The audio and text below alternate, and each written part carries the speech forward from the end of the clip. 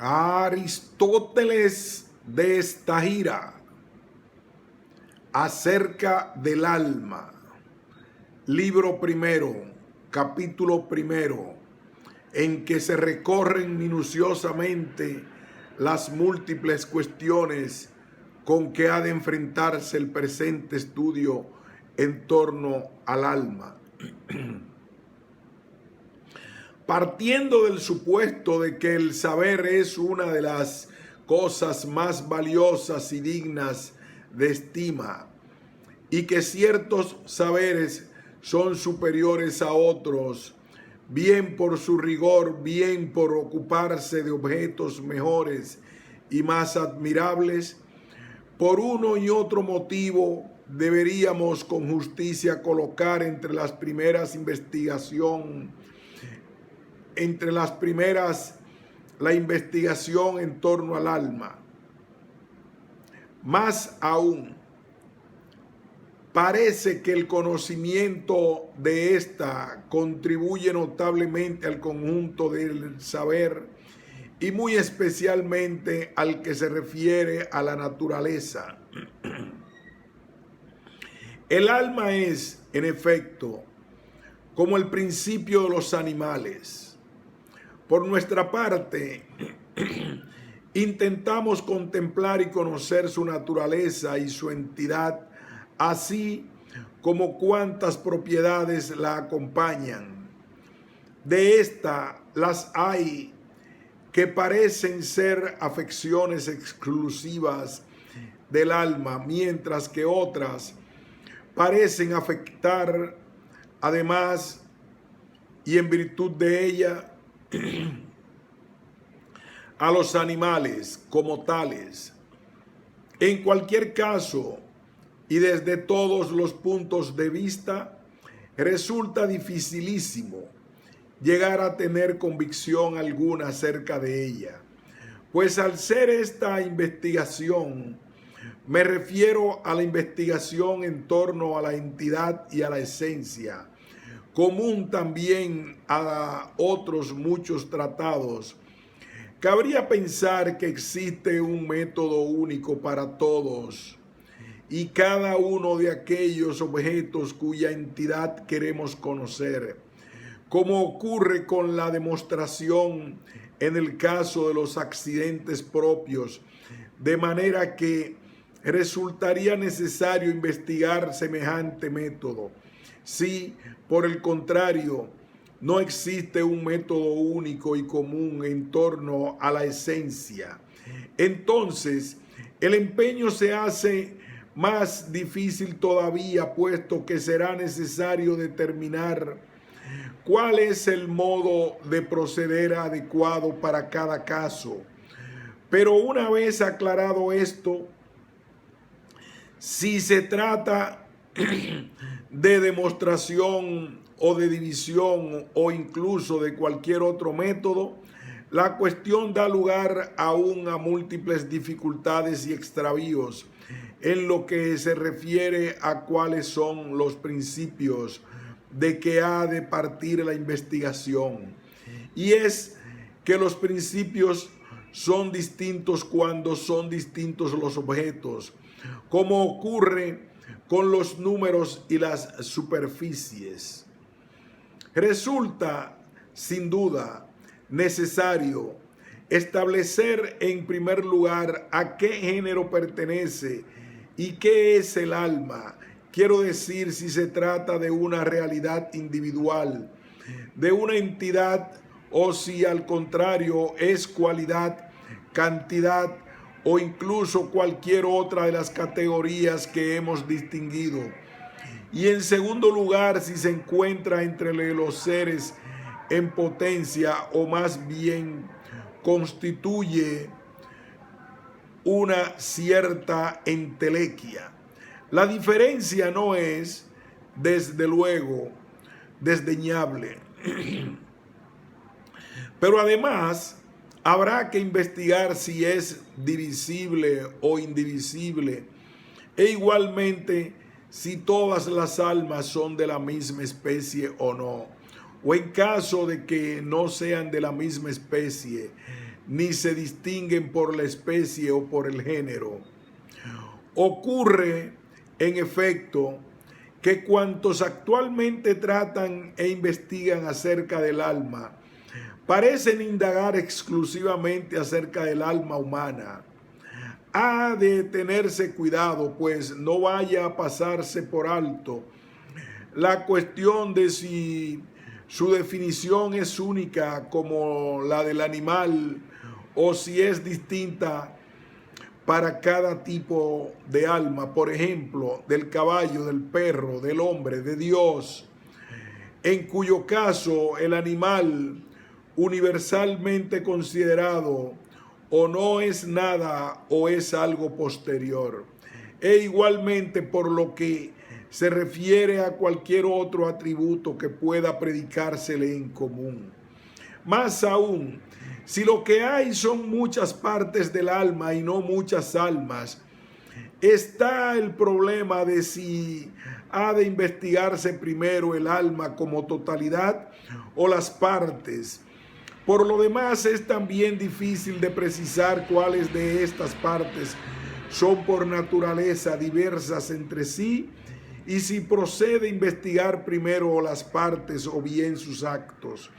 Por ejemplo, el inteligir o bien el intelecto, el percibir sensitivamente o bien la facultad sensitiva, e igualmente en los demás casos. Pero si se concede prioridad a los actos, surgirá nuevamente la dificultad de si se han de estudiar sus objetos antes que ellos. Por ejemplo, lo sensible antes que la facultad sensitiva y lo inteligible antes que el intelecto. Por otra parte, y según parece, no solo es útil conocer la esencia de comprender las causas de las propiedades que corresponden a las entidades. Por ejemplo, en matemáticas, saber qué es la recta, la curva, la línea, la superficie, para comprender a cuántos rectos equivalen los ángulos de un triángulo, sino que también, y a la inversa, las propiedades contribuyen en buena parte al conocimiento de la esencia, pues si somos capaces de dar razón acerca de las propiedades, ya acerca de todas, ya acerca de la mayoría, tal como aparecen, seremos capaces también en tal caso de pronunciarnos con notable exactitud acerca de la entidad. Y es que el principio de toda demostración es la esencia, y de ahí que a todas luces resulten vacías y dialécticas cuantas definiciones no llevan aparejado el conocimiento de las propiedades y cuando menos la posibilidad de una conjetura adecuada acerca de las mismas. Las afecciones del alma, por su parte, presentan además la dificultad de si todas ellas son también comunes al cuerpo que posee alma, o si por el contrario hay alguna que sea exclusiva del alma misma. Captar esto es desde luego necesario, pero nada fácil. En la mayoría de los casos se puede observar cómo el alma no hace ni padece nada sin el cuerpo. Por ejemplo, encolerizarse, envalentonarse, apetecer, sentir en general. No obstante, el inteligir parece algo particularmente exclusivo de ella, pero ni esto siquiera podrá tener lugar sin el cuerpo, si es que se trata de un cierto tipo de imaginación o de algo que no se da sin imaginación.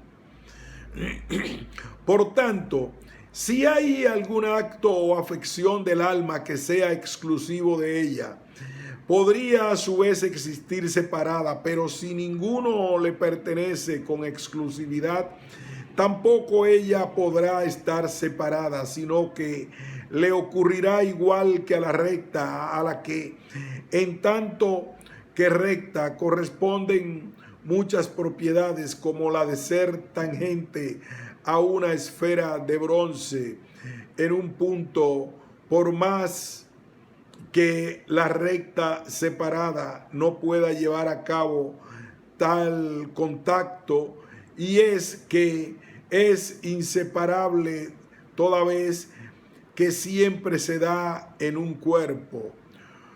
Del mismo modo parece que las afecciones del alma se dan con el cuerpo: valor, dulzura, miedo, compasión, osadía, así como la alegría, el amor y el odio.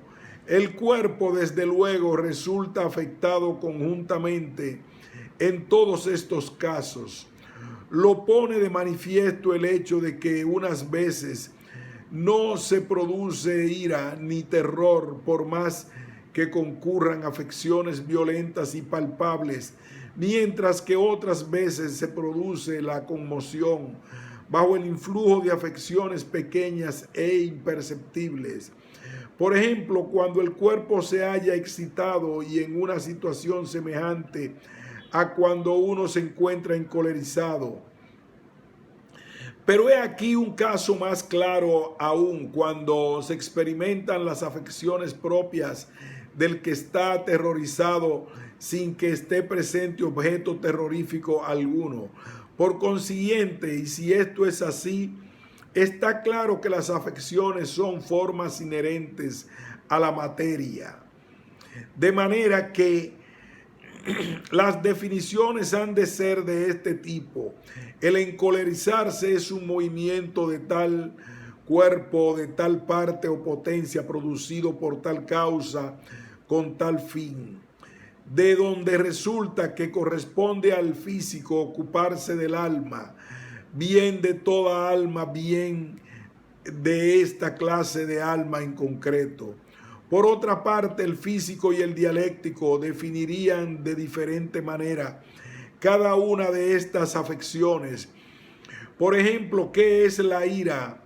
El uno hablaría del deseo de venganza o de algo por el estilo, mientras el otro hablaría de la ebullición de la sangre y del elemento caliente alrededor del corazón. El uno daría cuenta de la materia, mientras el otro daría cuenta de la forma específica y de la definición. Pues la definición es la forma específica de cada cosa, y su existencia implica que ha de darse necesariamente en tal tipo de materia. De esta manera, la definición de casa sería algo así como que es un refugio para impedir la destrucción producida por los vientos, los calores y las lluvias. El uno habla de piedras, ladrillos y madera, mientras el otro habla de la forma específica que se da en estos en función de tales fines. ¿Cuál de ellos es entonces el físico? ¿El que habla acerca de la materia ignorando la definición, o el que habla solamente de la definición? Más bien el que lo hace a partir de lo uno y lo otro. ¿Qué pasa pues con cada uno de aquellos? Que no hay nadie que se ocupe de las afecciones que son inseparables de la materia, abstrayéndolas de esta. Es más bien el físico quien se ocupa de todas aquellas afecciones y acciones que corresponden a tal tipo de cuerpo y a tal tipo de materia. En cuanto a aquellas afecciones que no son consideradas tales, su conocimiento corresponde a otros. De algunas se ocupa el artesano, según los casos. Por ejemplo, el carpintero o el médico. De las afecciones inseparables se ocupa a su vez el matemático, si bien abstractamente. Y en cuanto que no sean afecciones de tal tipo de cuerpo, el metafísico, en fin, se ocupa de las realidades que existen separadas en cuanto tales. Pero hemos de regresar al punto del cual ha arrancado este discurso. Decíamos que las afecciones del alma no son separables de la materia natural de los animales en la medida en que les corresponde tal tipo de afecciones. Por ejemplo, el valor y el miedo, y que se trata de un caso distinto al de la línea y la superficie.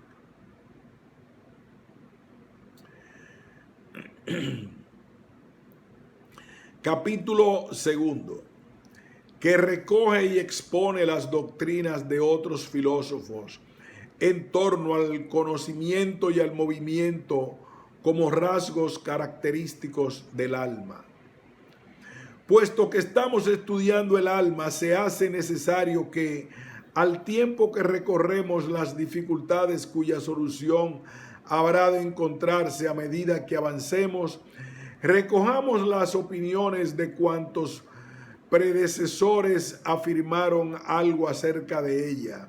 De este modo nos será posible retener lo que dijeron acertadamente, así como tomar precauciones respecto de aquellos que puedan haber dicho sin acierto. El comienzo de la investigación, por otra parte, consiste en proponer aquellas propiedades que de manera especialísima parecen corresponder al alma por naturaleza. Ahora bien, lo animado parece distinguirse de lo inanimado principalmente por dos rasgos: el movimiento y la sensación, y ambas caracterizaciones acerca del alma son aproximadamente las que hemos recibido de nuestros predecesores. Algunos afirmaron, en efecto, que el alma es primordialmente y de manera especialísima el elemento motor, y como por otra parte pensaban que lo que no se mueve o no puede mover a otro, supusieron que el alma se encuentra entre los seres que se mueven. De ahí que Demócrito afirme que el alma es un cierto tipo de fuego o elemento caliente. Siendo infinitos en números las figuras y los átomos, concluye que los de figura esférica son fuego y alma, y los compara con las motas que hay en suspensión en el aire y que se dejan ver en los rayos de luz a través de las rendijas. Afirma que el conjunto originario formado por todos los átomos constituye los elementos de la naturaleza en su totalidad. Leucipo piensa de manera semejante. De ellos, a su vez, los que tienen forma esférica son alma, ya que tales figuras son especialmente capaces de pasar a través de todo y de mover el resto, estando ellas mismas en movimiento, y es que parten del supuesto de que el alma es aquello que procura el movimiento a los animales, de donde resulta también que la frontera del vivir se encuentra en la respiración. En efecto, cuando el medio ambiente contrae a los cuerpos empujando hacia el exterior, aquellas figuras que, por no estar jamás en reposo, procuran a los animales el movimiento, la ayuda viene de fuera al penetrar otras semejantes en el momento de la respiración. Y es que estas últimas, contribuyendo a repeler la fuerza contractora y condensadora, impiden que se dispersen las figuras ya presentes en el interior de los animales. Esto es, a su vez, viven hasta tanto son capaces de realizar tal operación. Parece que que la doctrina procedente de los pitagóricos implica el mismo razonamiento. Efectivamente, algunos de ellos han afirmado que el alma se identifica con las motas en suspensión en el aire, si bien otros han afirmado que es aquello que mueve a estas. De estas solo afirmaron porque se presentan continuamente en movimiento, aunque la ausencia de aire sea total. A la misma postura vienen a parar también cuantos afirman que el alma es lo que se mueve a sí mismo. Es que todos ellos, a lo que parece, parten del supuesto de que el movimiento es lo más peculiar del alma, y que si bien todas las demás cosas se mueven en virtud del alma, ella se mueve por sí misma. Conclusión esta a la que llegan al no haber observado nada que mueva sin que esté a su vez en movimiento.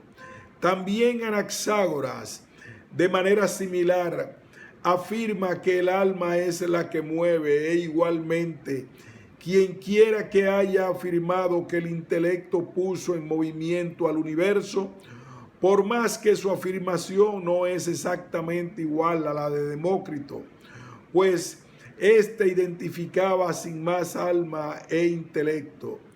La verdad es la apariencia. De ahí que, a su juicio, Homero se expresó con justeza al decir que Héctor yacía con la mente sin sentido.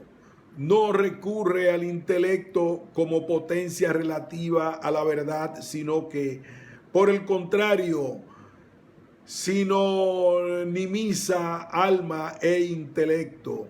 Anaxágoras, por su parte, se expresa con menos claridad. A menudo dice que el intelecto es la causa de la armonía y el orden, mientras que en otras ocasiones dice de él que es el alma. Por ejemplo, cuando afirma que se halla presente en todos los animales, grandes y pequeños, nobles y vulgares. No parece, sin embargo, que el intelecto entendido como prudencia se dé por igual en todos los animales, ni siquiera en todos los hombres. Todos aquellos que se fijaron en el hecho de que el ser animado se mueve, supusieron que el alma es el motor por excelencia. Los que se han fijado, sin embargo, en que conoce y percibe los entes, identifican el alma con los principios. Si ponen muchos, con todos ellos, y si ponen uno solo, con este. Así, Empédocles establece que el alma se compone de todos los elementos y que, además, cada uno de ellos es alma cuando dice: vemos la tierra con la tierra, el agua con el agua, el divino éter con el éter, con el fuego destructor, el amor con el amor y el odio, en fin, con el dañino odio. También y de la misma manera construye Platón el alma a partir de los elementos en el Timeo, y es que a su juicio lo semejante se conoce con lo semejante, y por otra parte las cosas se componen de los principios. De manera similar se especifica a su vez en el tratado denominado Acerca de la Filosofía, que el animal en sí deriva de la idea de uno en sí y de la longitud, latitud y profundidad primeras, siendo el proceso análogo para todo lo demás. También, y según otra versión, el intelecto es lo uno, mientras que la ciencia es la díada. Esta va en efecto de un punto de partícula único a una única conclusión. El número de la superficie es a su vez la opinión y el sólido es la sensación. Se afirma pues que los números constituyen las ideas en sí y los principios, y además que proceden de los elementos, y que ciertas cosas se disciernen con el intelecto, otras con la ciencia, otras con la opinión y otras con la sensación. Estos números, por lo demás, son las ideas de las cosas, y puesto que el alma les parecía ser a la vez principio de movimiento y principio de conocimiento, algunos llevaron a cabo una síntesis de ambos aspectos, afirmando que el alma es número que se mueve a sí mismo.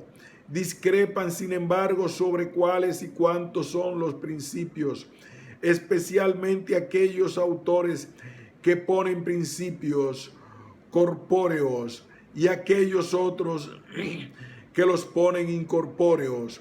De unos y otros discrepan a su vez los que proponen una mezcla, estableciendo que los principios proceden de ambos tipos de realidad. Discrepan además en cuanto al número de los mismos. Los hay en efecto que ponen uno solo, mientras otros ponen varios. De acuerdo con todas estas teorías, dan cuenta del alma, y no sin razón han supuesto que aquello que mueve a la naturaleza ha de contar con los primeros principios. De ahí que algunos hayan opinado que era fuego. Este es, en efecto, el más ligero y más incorpóreo de los elementos. Amén de que se mueve y mueve primordialmente todas las demás cosas. Demócrito, por su parte, se ha pronunciado con mayor agudeza al explicar el porqué de cada una de estas propiedades.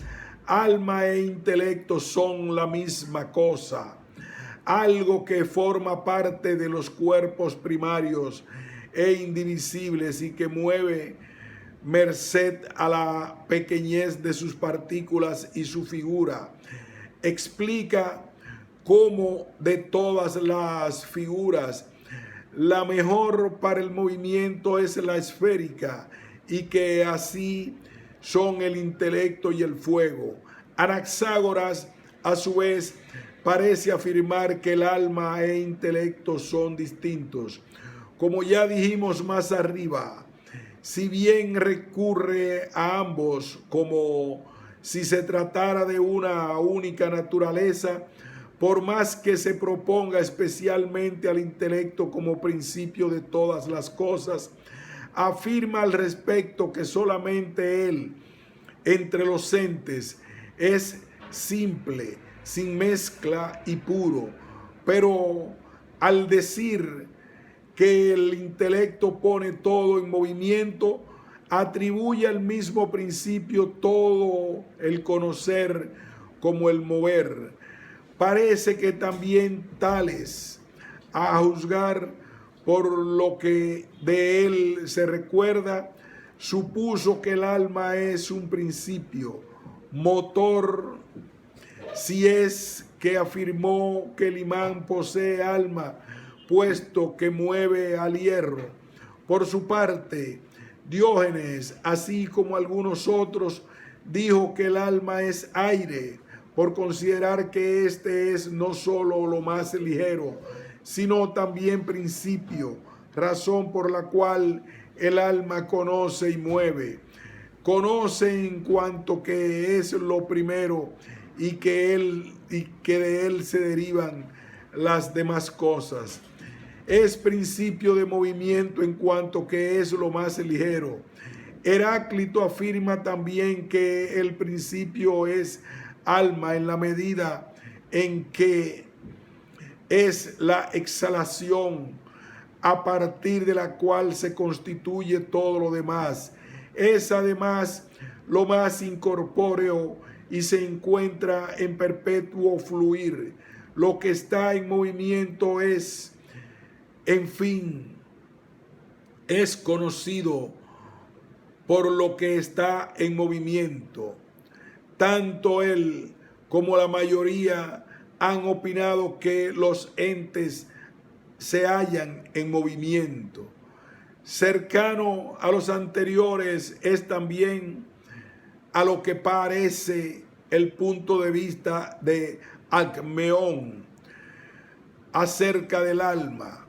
Efectivamente, dice de ella que es inmortal en virtud de su semejanza con los seres inmortales, semejanza que se advierte por estar siempre en movimiento, puesto que todos los seres divinos, la luna, el sol, los astros y el firmamento entero, se encuentran también siempre en movimiento continuo. Entre los de mentalidad más tosca, en fin, algunos como Hipón llegaron a afirmar que el alma es agua. Su convicción deriva, al parecer, del hecho de que el semen de todos los animales es húmedo. Este autor refuta, en efecto, a los que dicen que el alma es sangre, replicando que el semen no es sangre, y si es, sin embargo, el alma primera. Otros, como Critias, han afirmado, por el contrario, que el alma es sangre, partiendo de que lo más propio del alma es el sentir, y esto se corresponde al alma en virtud de la naturaleza de la sangre. Todos los elementos han encontrado, por tanto, algún partidario. Si exceptuamos la tierra, nadie se ha pronunciado por esta, a no ser quien haya afirmado que el alma proviene de todos los elementos o se identifica con todos ellos. En resumidas cuentas, todos definen al alma por tres características: movimiento, sensación e incorporeidad. Cada una de estas características se remonta a su vez hasta los principios. De ahí que los que definen al alma por el conocimiento hagan de ella un elemento o algo derivado de los elementos, coincidiendo en sí, entre sí, en sus afirmaciones, o a excepción de uno de ellos, afirman en efecto que lo semejante es conocido por lo semejante, y puesto que el alma conoce todas las cosas, la hacen compuesta de todos los principios. Por tanto, todos aquellos que afirman que hay una única causa y un único elemento establecen también que el alma es ese único elemento. Por ejemplo, el fuego o el aire. Por el contrario, aquellos que afirman que los elementos son múltiples hacen del alma también algo múltiple. Anaxágoras es el único en afirmar que el intelecto es impasible y que nada tiene en común con ninguna otra cosa. ¿Cómo y por qué causa conoce, siendo la naturaleza tal? Ni lo ha dicho ni se deduce con claridad de sus afirmaciones. Por otra parte, aquellos que ponen las contrariedades entre los principios construyen el alma a partir de los contrarios, mientras que los que establecen como principio alguno de los contrarios, por ejemplo, lo caliente o lo frío o cualquier otro por el estilo, establecen también paralelamente que el alma es solo uno de los contrarios. De aquí que busquen apoyo en los hombres. Los que afirman que el alma es lo caliente pretenden que sen, vivir, deriva de sein, hervir. Los que afirman que el alma es lo frío pretenden que psiche, alma, deriva su denominación de psichón, frío, y en razón del enfriamiento, catapsixis, resultante de la respiración. Estas son las doctrinas transmitidas en torno al alma, así como las causas que han motivado el que estos autores se expresen al respecto de tal manera. Capítulo 3, donde se critica la teoría según la cual el alma se mueve por sí, atendiéndose de modo muy especial a la versión platónica de la misma. Analicemos en primer lugar lo relativo al movimiento, ya que a buen seguro no solo es falso que la entidad del alma sea tal cual afirman quienes dicen que es aquello que se mueve a sí mismo, o bien aquello que tiene la capacidad de moverse a sí mismo, sino que además es imposible que el movimiento se dé en el alma. Por lo pronto, ya ha quedado explicado con anterioridad que no es necesario que lo que mueve se encuentre a su vez en movimiento, pero es que además, y puesto que todo lo que se mueve puede moverse de dos maneras, puede en efecto moverse ya por sí. Decimos que es movido por otro todo aquello que se mueve por encontrarse dentro de algo que está en movimiento. Por ejemplo, los marineros que desde luego no se mueven de igual manera que el navío, ya que éste se mueve por sí, y aquellos por encontrarse dentro de algo que está en movimiento. Esto resulta evidente si se atiende a las partes del cuerpo, el movimiento propio de los pies y por tanto también de los hombres, es la marcha. Ahora bien, tal movimiento no se da en nuestro supuesto en los marineros. En fin, puesto que moverse significa dos cosas distintas, veamos ahora en relación con el alma si es que se mueve por sí y por si participa del movimiento. Puesto que 4 son las clases de movimiento: traslación, alteración, corrupción, crecimiento. El alma habrá de moverse o conforme a una de ellas, o conforme a varias, o conforme a todas. Por otra parte, si no es por accidente como se halla en movimiento, el movimiento habrá de corresponderle por naturaleza. Y si esto es así, entonces le corresponderá también por naturaleza el lugar, ya que todos los tipos de movimientos señalados se dan en el lugar. Así pues, la entidad del alma consiste en moverse a sí misma. El movimiento no le corresponderá por accidente, como le ocurre a la blancura o a una altura de 3 codos. También estas están ciertamente en movimiento, pero por accidente, ya que lo que realmente se mueve es el cuerpo en que se encuentran. De ahí que no les corresponda un lugar. Por el contrario, sí habrá un lugar para el alma, si es que participa por naturaleza del movimiento. Más aún, si el alma está dotada de un movimiento natural, podrá ser movida también violentamente. Y si es movida violentamente, estará dotada también de un movimiento natural.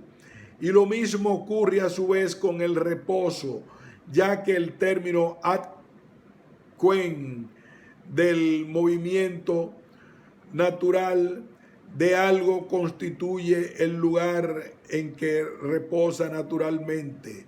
Así que el término ad quen del movimiento violento de algo es el lugar donde violentamente reposa.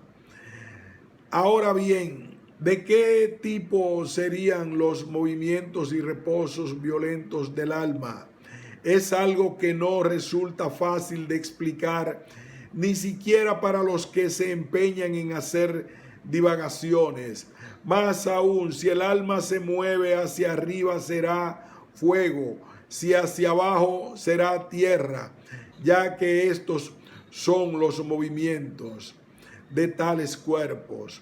Y lo mismo ha de decirse respecto de los movimientos intermedios. Otro argumento, puesto que el alma aparece como aquello que mueve al cuerpo, es lógico que produzca en él aquellos movimientos con que ella a su vez se mueve. Pero esto es así, será verdadera también la afirmación inversa, a saber, que el movimiento a que está sometido el cuerpo es el mismo que aquel a que está sometida el alma. Ahora bien, el cuerpo está sometido al movimiento de traslación, luego el alma se desplazará al igual que el cuerpo, cambiando de posición, ya que en su totalidad ya en alguna de sus partes. Pero si esto fuera posible, sería igualmente posible que volviera a entrar en el cuerpo después de haber salido de él, de donde resultaría que los animales podrían resucitar después de muertos. Por lo que el movimiento accidental se refiere, cabría que fuera producido por otro.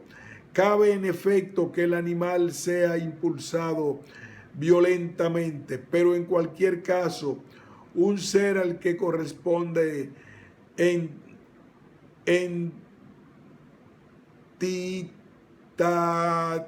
tentativamente moverse por sí mismo, no le corresponde ser movido por otro a no ser accidentalmente. Del mismo modo que lo que es bueno por sí y para sí no puede serlo ni por otro ni para otro, suponiendo que en realidad se mueva lo más apropiado para decir que el alma es movida por los objetos sensibles. Por lo que si se mueve a sí misma es obvio que está moviéndose, y por tanto, si todo movimiento consiste en que lo movido se aleje en cuanto tal, el alma se alejaría de su propia entidad, suponiendo que no se mueva por accidente, sino que el movimiento pertenezca por sí a su misma entidad. Los hay incluso que afirman que el alma imprime al cuerpo en que se encuentran los mismos movimientos con que ella se mueve. Así, Demócrito, cuyas afirmaciones resultan bastante cercanas a las de Filipo, el comediógrafo, dice en efecto que Dédalo dotó de movimiento a la estatua de madera de Afrodita, vertiendo sobre ella plata viva. Demócrito, por su parte, afirma algo parecido cuando dice que los átomos esféricos arrastran y mueven al cuerpo todo porque se hallan en movimiento, siéndoles imposible por naturaleza detenerse. Nosotros, por lo demás, preguntaríamos si son estos mismos átomos los que producen el reposo. Resulta difícil y hasta imposible explicar de qué modo podrían producirlo, aparte de que no parece ser que el alma mueva al alma en absoluto de este modo, sino a través de cierta elección e intelección. En esta misma línea, el Timeo presenta también una explicación de carácter físico sobre cómo el alma mueve al cuerpo. Al moverse ella misma mueve simultáneamente al cuerpo por estar ligada a él. Y es que una vez que estuvo compuesta a partir de los elementos y dividida conforme a los números armónicos, de manera que poseyera sensibilidad y armonía connaturales, y el universo se desplazara armónicamente, el demiurgo curvó en forma de circunferencia la trayectoria rectilínea. Además, tras dividir la unidad en dos circunferencias tangentes, en dos puntos, volvió a dividir una de ellas en 7 circunferencias, de manera que coincidieran las traslaciones del firmamento y los movimientos del alma. Pero en primer lugar, no es correcto afirmar que el alma sea una magnitud. Evidentemente, Platón da a entender que el alma del universo es como el denominado intelecto, y no como el alma sensitiva y apetitiva, ya que el movimiento de esta no es de traslación circular.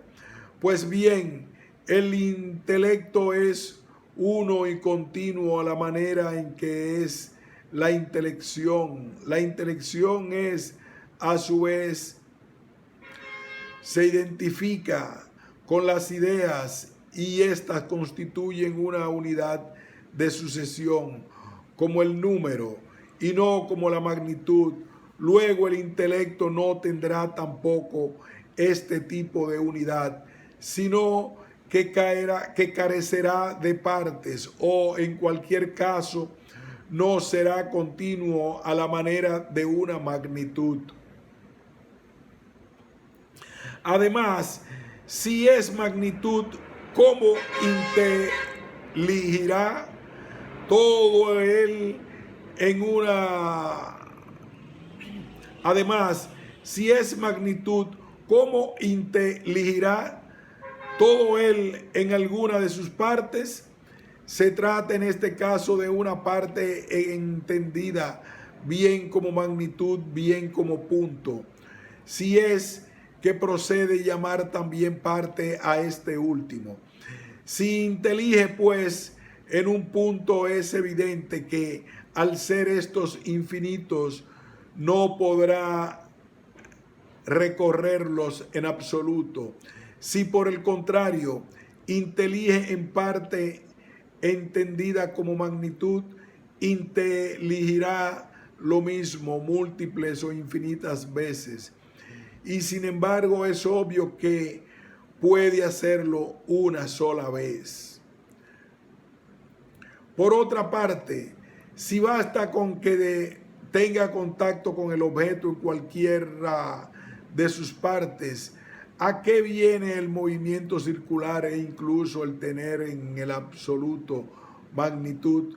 Y si es necesario para que intelija que esté en contacto con el objeto en la totalidad de la circunferencia, ¿a qué viene el contacto con las partes? Más aún, ¿cómo inteligirá lo divisible con lo indivisible, o lo indivisible con lo divisible? Sin embargo, el intelecto ha de ser necesariamente el círculo. El movimiento del intelecto es, en efecto, la intelección, así como el movimiento del círculo es la revolución. Por tanto, si la intelección es revolución, el intelecto habrá de ser el círculo cuya revolución es la intelección. Pero ¿qué inteligirá siempre? Ha de inteligir siempre, desde luego, toda vez que el movimiento circular es eterno. Ahora bien, las intelecciones prácticas tienen límite. Por todas ellas tiene un fin distinto de sí mismas. Y en cuanto a las intelecciones teóricas, está igualmente limitadas por sus enunciados. Todo enunciado es en efecto definición o demostración. En cuanto a las demostraciones, no solo parten de un principio, sino que además tienen de alguna manera su fin en el silogismo o en la conclusión. Y si no tienen fin, desde luego que no regresan de nuevo al principio, sino que siguen una trayectoria rectilínea al avanzar, asumiendo siempre un término medio y un extremo. El movimiento circular, por el contrario, regresa de nuevo al principio. En cuanto a las definiciones, todas son limitadas. Más aún, si la misma revolución se repite muchas veces, por fuerza inteligirá lo mismo muchas veces.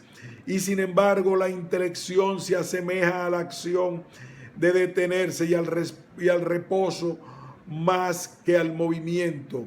Y lo mismo pasa con el silogismo. Pero es que además lo que no es fácil sino violento no puede ser feliz. Ahora bien, si el movimiento no constituye su entidad, estaría en movimiento antinaturalmente. Además, y por otro lado, el estar mezclado con un cuerpo sin poder separarse de él es algo que produce dolor. Tal unión, por tanto, ha de resultarle odiosa, si es que, como suele decirse, y es parecer de muchos, es mejor para el intelecto el no estar unido a un cuerpo. También queda sin explicar, en fin, la causa de que el firmamento se desplace con movimiento circular, pues ni la entidad del alma es causa de este desplazamiento circular, sino que se mueve así por accidente, ni tampoco es el cuerpo la causa en último término, lo sería el alma en vez de él, pero tampoco se especifica que se trata de algo mejor, y sin embargo Dios debió hacer que el alma se moviera circularmente precisamente por esto, porque es mejor para ella moverse que estar inmóvil, moverse así que de cualquier otra manera. Dejemos ahora a un lado tal investigación, puesto que es más bien propia de otro tratado. Por lo demás, tal teoría, así como la mayor parte de las propuestas acerca del alma, adolecen del absurdo siguiente, que unen e introducen el alma en un cuerpo sin preocuparse de definir ni el porqué ni la manera de ser del cuerpo. Este punto, sin embargo, parece ineludible, pues uno actúa y otro padece, uno mueve y otro es movido, cuando tienen algo en común, y estas relaciones mutuas no acontecen entre elementos cualesquiera al azar. Ellos, no obstante, se ocupan exclusivamente de definir qué tipo de realidad es el alma, pero no definen nada acerca del cuerpo que la recibe, como si fuera posible, conforme a los mitos pitagóricos, que cualquier tipo de alma se alberga en cualquier tipo de cuerpo. Parece efectivamente que cada cosa posee una forma y una estructura peculiares. En definitiva, se expresan como quien dijera que el arte del carpintero se alberga en las flautas y que es necesario que el arte utilice sus instrumentos y el alma utilice su cuerpo. Punto y seguido. Continuaremos en que se comienza rechazando la teoría del alma, armonía, y se termina criticando la doctrina que concibe el alma como número automotor. Punto.